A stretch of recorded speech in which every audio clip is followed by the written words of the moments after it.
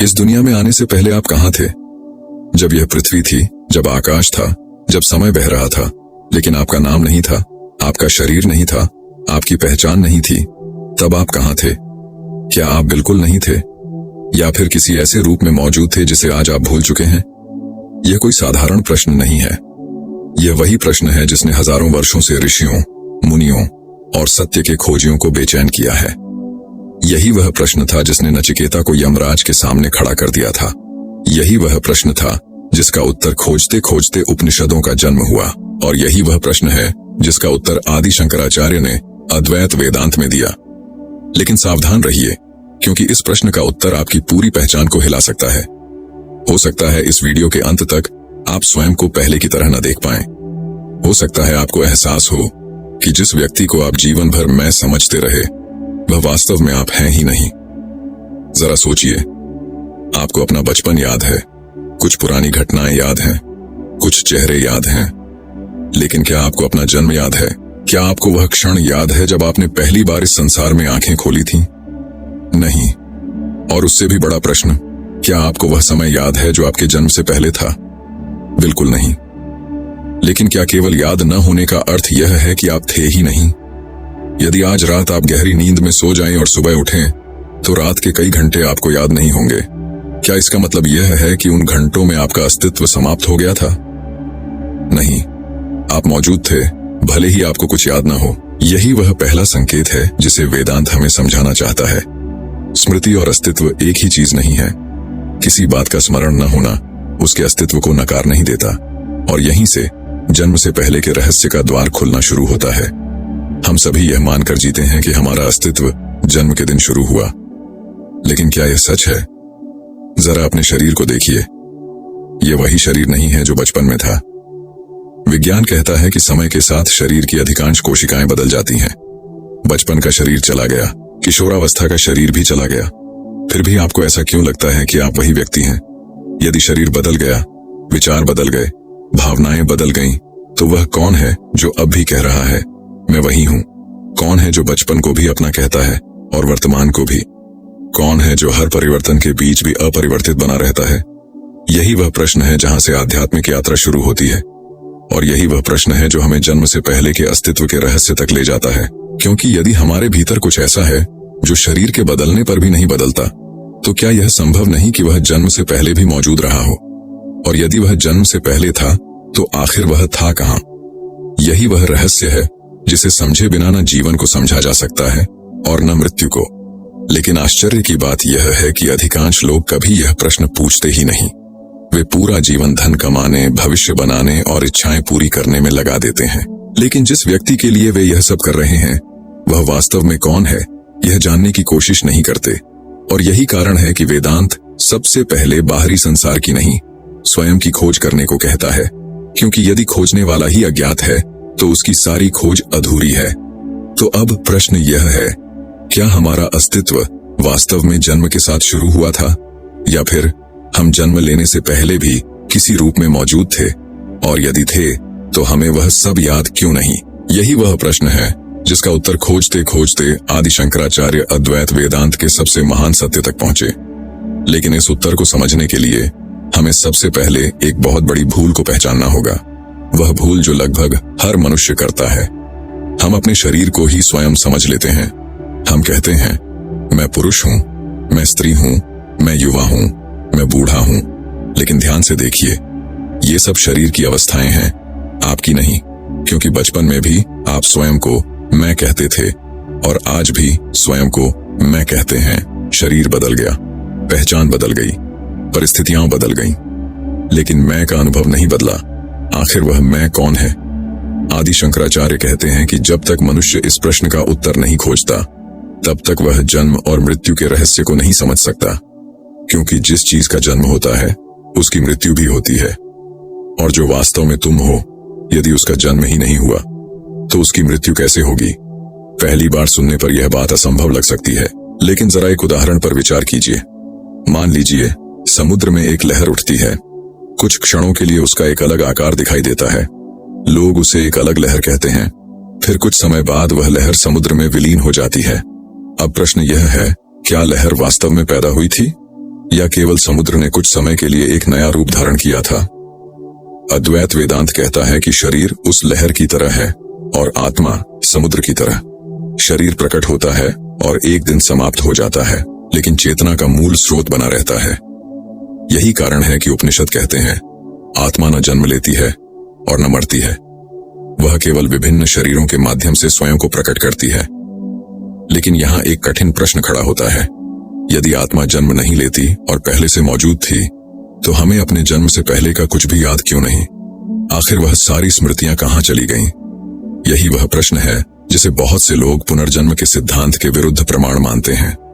वे कहते हैं, यदि मेरा कोई पूर्व अस्तित्व था तो मुझे याद क्यों नहीं? लेकिन जरा अपने वर्तमान जीवन को ही देखिए। क्या आपको अपने जन्म का क्षण याद है? क्या आपको अपने जीवन के पहले 2 या 3 वर्ष याद हैं? अधिकांश लोगों को नहीं।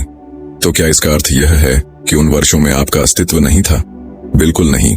स्मृति का अभाव अस्तित्व का अभाव नहीं होता। आदि शंकराचार्य समझाते हैं कि स्मृतियां मन से जुड़ी होती हैं, आत्मा से नहीं। जब शरीर बदलता है तो उसके साथ मन और उसकी स्मृतियों का ढांचा भी बदल जाता है। आत्मा साक्षी बनी रहती है, लेकिन स्मृतियां उसी प्रकार पीछे छूट जाती हैं जैसे कोई व्यक्ति पुराने वस्त्र बदल देता है। यही कारण है कि भगवत गीता में कहा गया है कि जैसे मनुष्य पुराने वस्त्र त्याग कर नए वस्त्र धारण करता है, वैसे ही आत्मा पुराने शरीर को छोड़कर नया शरीर धारण करती है। लेकिन वस्त्र बदलने पर वस्त्रों की सिलवटें साथ नहीं जाती। उसी प्रकार शरीर बदलने पर स्मृतियां भी सामान्यतः साथ नहीं जाती। अब यहाँ एक और गहरी बात समझनी होगी। हम बार बार यह पूछते हैं कि जन्म से पहले हम कहाँ थे, लेकिन यह प्रश्न स्वयं एक मान्यता पर आधारित है। यह मान्यता कि आत्मा किसी विशेष स्थान पर थी, जबकि अद्वैत वेदांत कहता है कि आत्मा स्थान और समय दोनों से परे है। सोचिए, जब आप किसी स्वप्न में होते हैं, तब स्वप्न का पूरा संसार आपके भीतर ही उत्पन्न होता है। वहां पर्वत हैं, नदियां हैं, लोग हैं, घटनाएं हैं। लेकिन जागने के बाद आपको पता चलता है कि वे सब आपके मन के भीतर ही थे।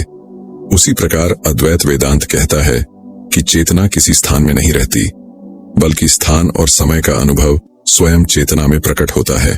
इसलिए जब हम पूछते हैं कि जन्म से पहले आत्मा कहाँ थी, तो हम शायद गलत प्रश्न पूछ रहे होते हैं। सही प्रश्न यह है कि वह चेतना क्या है जिसके भीतर जन्म और मृत्यु दोनों घटित होते हैं। यहीं से आदि शंकराचार्य की शिक्षा सामान्य धार्मिक धारणाओं से अलग हो जाती है। वे केवल यह नहीं कहते कि आत्मा एक शरीर छोड़कर दूसरे शरीर में जाती है। वे इससे भी गहरा सत्य बताते हैं। वे कहते हैं कि आत्मा और ब्रह्म अलग नहीं है। वही चेतना जो तुम्हारे भीतर है, वही संपूर्ण अस्तित्व का आधार है। लेकिन अज्ञान के कारण मनुष्य स्वयं को एक सीमित शरीर मान बैठता है, और तभी जन्म और मृत्यु का भय उत्पन्न होता है।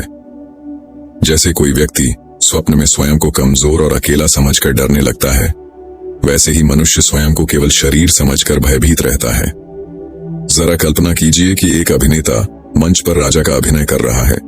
नाटक के दौरान वह स्वयं को राजा मानकर बोलता है, चलता है, निर्णय लेता है, लेकिन भीतर से वह जानता है कि वह वास्तव में राजा नहीं है।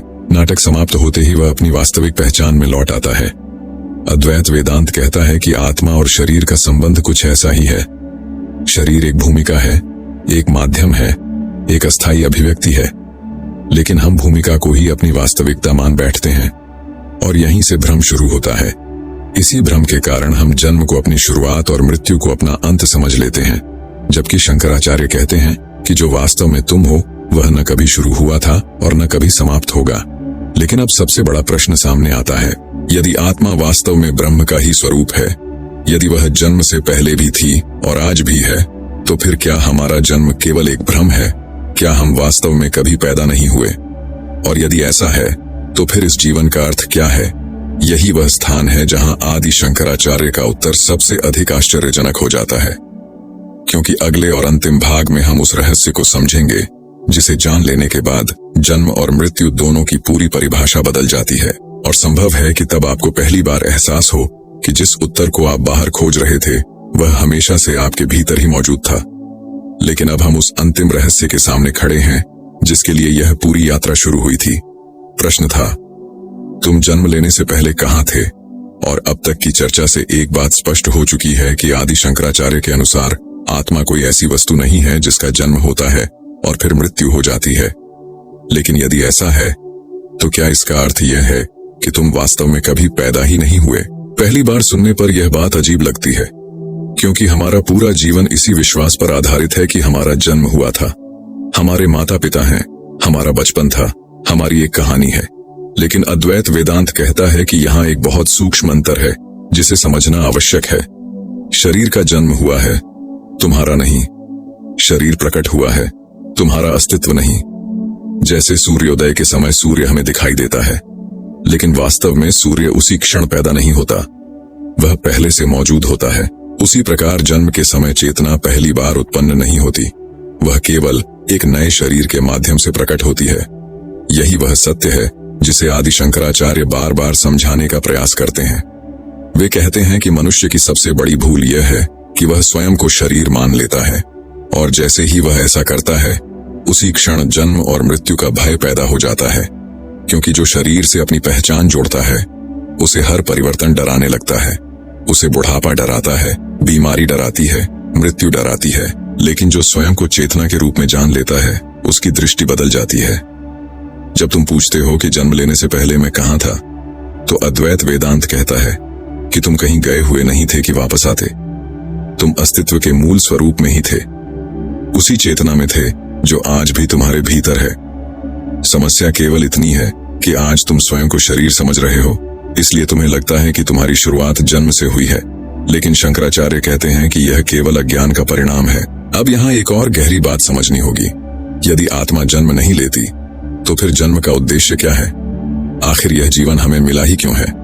यही वह प्रश्न है जहां अधिकांश लोग भ्रमित हो जाते हैं। वे सोचते हैं कि यदि सब कुछ पहले से पूर्ण है तो फिर जीवन का कोई अर्थ नहीं बचता। लेकिन अद्वैत वेदांत इसके ठीक विपरीत कहता है। वह कहता है कि मानव जीवन का उद्देश्य कुछ नया बनना नहीं है। मानव जीवन का उद्देश्य यह जानना है कि तुम वास्तव में क्या हो। एक व्यक्ति सपने में स्वयं को गरीब देख सकता है, वह सपने में संघर्ष कर सकता है, रो सकता है, भयभीत हो सकता है, लेकिन जागने पर उसे पता चलता है कि वह कभी वास्तव में गरीब था ही नहीं। उसी प्रकार आत्मज्ञान कोई नई चीज प्राप्त करना नहीं है, यह केवल उस भ्रम से जागना है जिसमें हम स्वयं को सीमित शरीर मान बैठे हैं। यही कारण है कि आर्षि मुनियों ने मानव जन्म को दुर्लभ कहा, क्योंकि केवल मनुष्य ही स्वयं से यह प्रश्न पूछ सकता है, मैं कौन हूं, मैं कहां से आया हूं और मेरी वास्तविक प्रकृति क्या है। पशु जीवन जीते हैं लेकिन अपने अस्तित्व पर विचार नहीं करते। मनुष्य के पास यह अद्भुत क्षमता है कि वह स्वयं को जान सके, और यही उसकी सबसे बड़ी शक्ति है। लेकिन दुख की बात यह है कि अधिकांश लोग इस अवसर को खो देते हैं। वे पूरा जीवन संसार को जानने में लगा देते हैं, लेकिन स्वयं को जानने की कोशिश नहीं करते।